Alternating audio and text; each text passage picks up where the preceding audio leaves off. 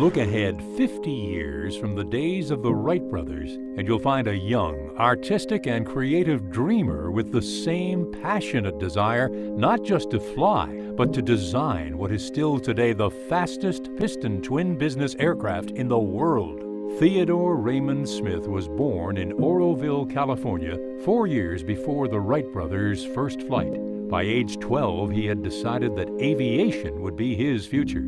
In those days, kids built kites instead of the models of today. And that's how Ted started. Gliders would be next.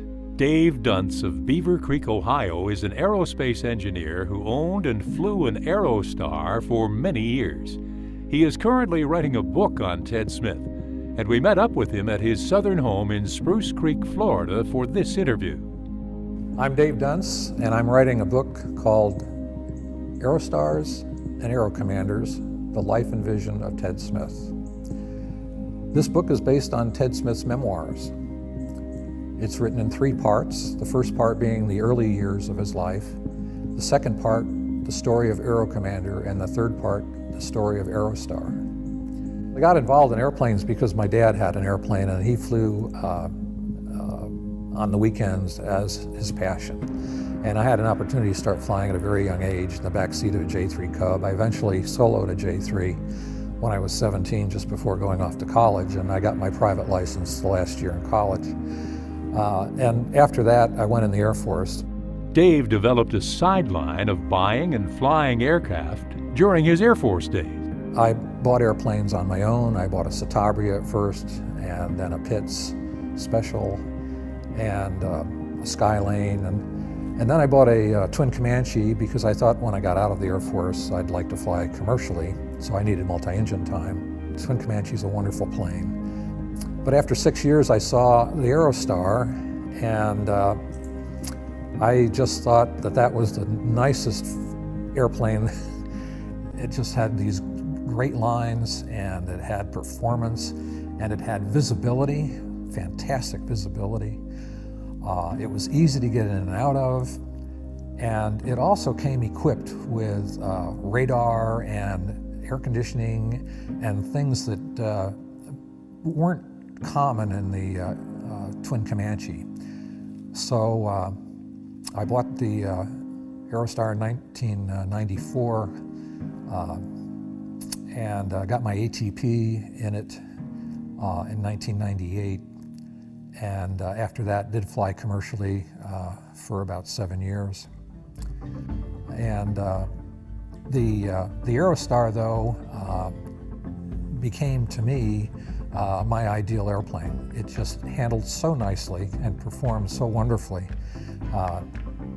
So it's an airplane that will always have characteristics and virtues that virtually anything else in its class does not have. It's a signature airplane of Ted Smith, the one he ultimately saw as his best and greatest creation.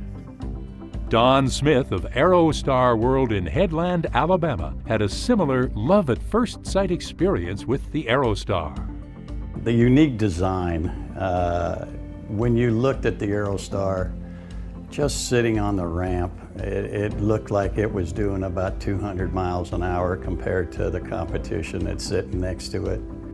And that mid-wing construction, that sleek fuselage, you could just tell it was built for speed.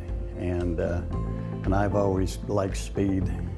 You could tell it was a Ted Smith design, looking at the Aero Commander series and some of the military airplanes, the mid-wing military bombers that were designed by Ted.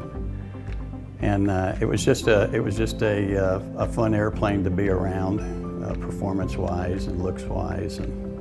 We asked Dave Duntz just how he got the idea of writing a book about Ted Smith. I got an interest in this from attending an Aerostar Owners Association convention when Niles Anderson came to talk about the design of the Aerostar. And Niles was one of the design engineers on the Aerostar back in the 60s when it was originally built. Dave explains where the Aerostar vision came from.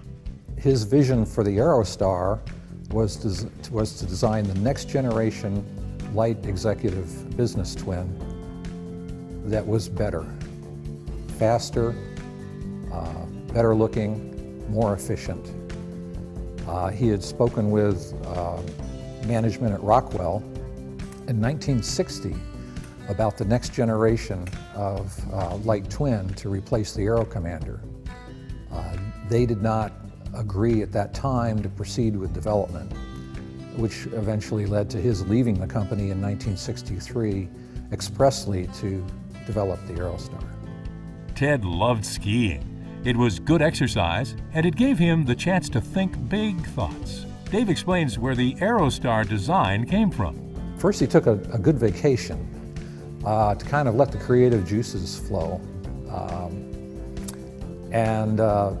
It's well known that he spent a lot of time skiing and dreaming about and thinking about this airplane on the ski slopes.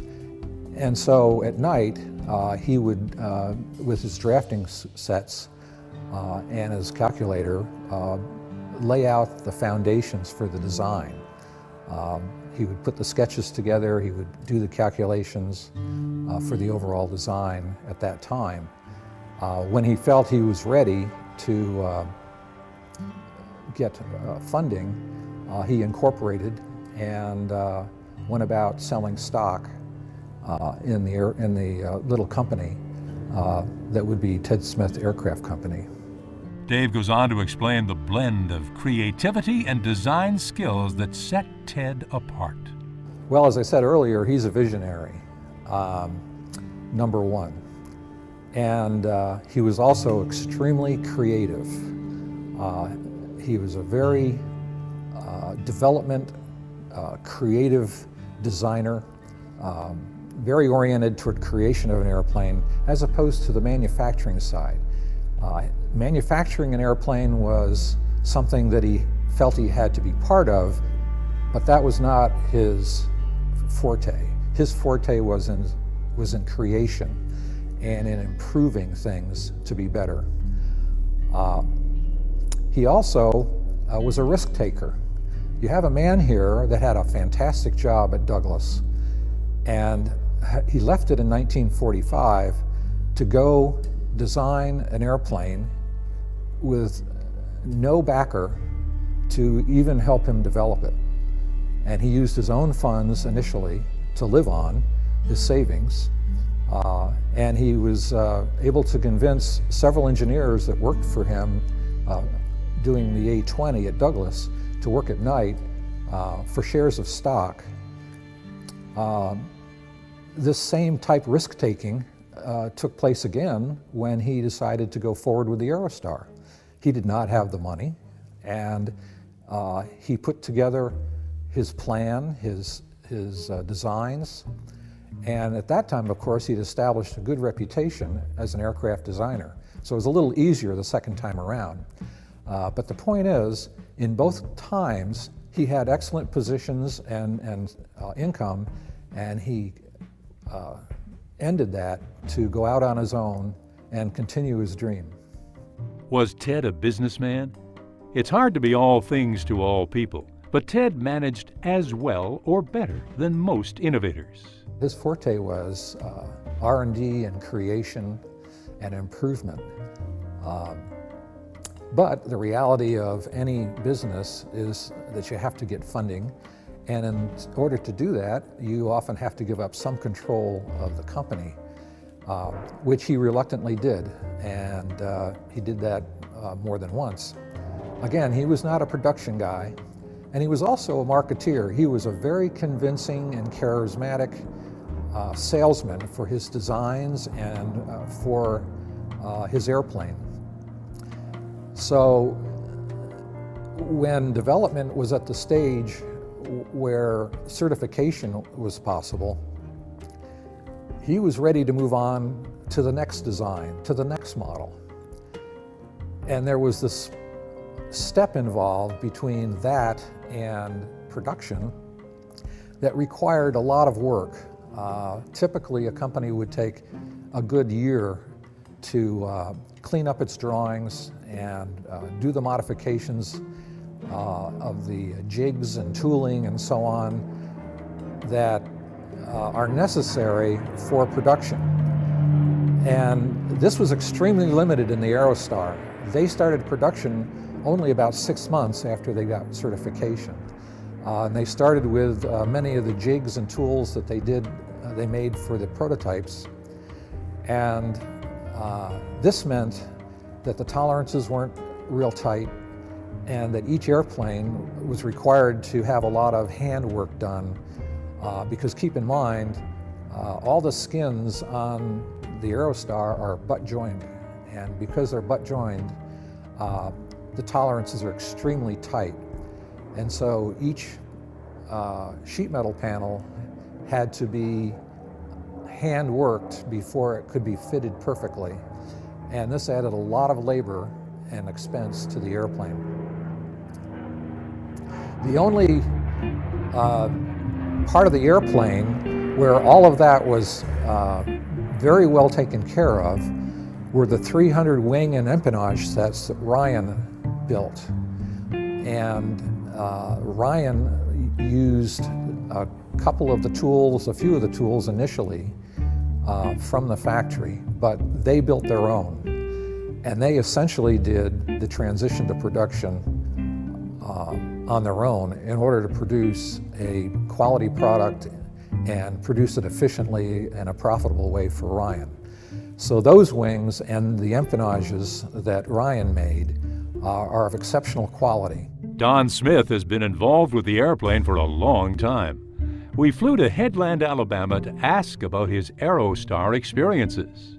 I'm Don Smith, the owner and president of Aerostar World, and incorporated since 1981, July of '81.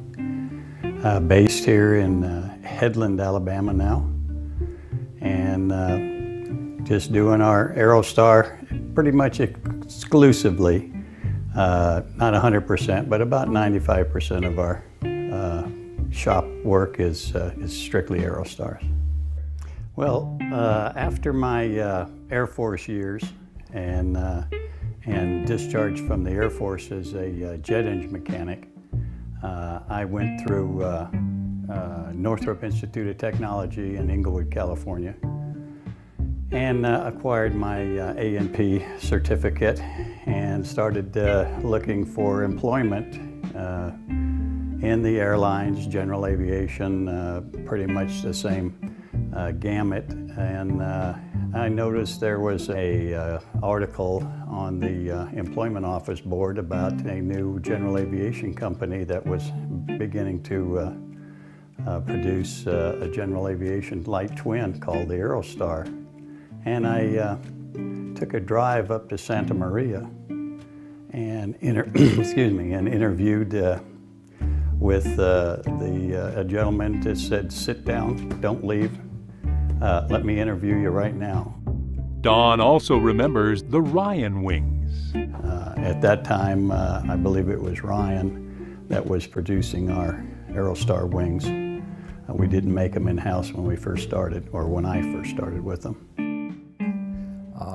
The fuselages were all built by Ted's company, and there was a lot of work, especially in the early production in 1969, 68, 69, 70, that required a huge amount of extra labor. Don remembers his first jobs working for Ted Smith. Well, when I started with the Ted Smith Aerostar Corporation, I was primarily in the sheet metal structural department, which of course consisted of all of the different sub-assemblies. The upper canopy was built as an assembly, and the lower canopy, the center section, the tail section, the nose section, and all of these sub-assemblies, as they were completed, they all aligned up and headed to the main mating fixture, which at that time they were all assembled together to make one airframe, less the wings. But I started there and ended up kind of one of the guys that when somebody had a little flub-a-dub on shooting a rivet in a critical area, we had to get engineering to come out and give us a little repair fix for it. And I ended up, I don't know why, but I ended up fixing a lot of the little flub-a-dubs.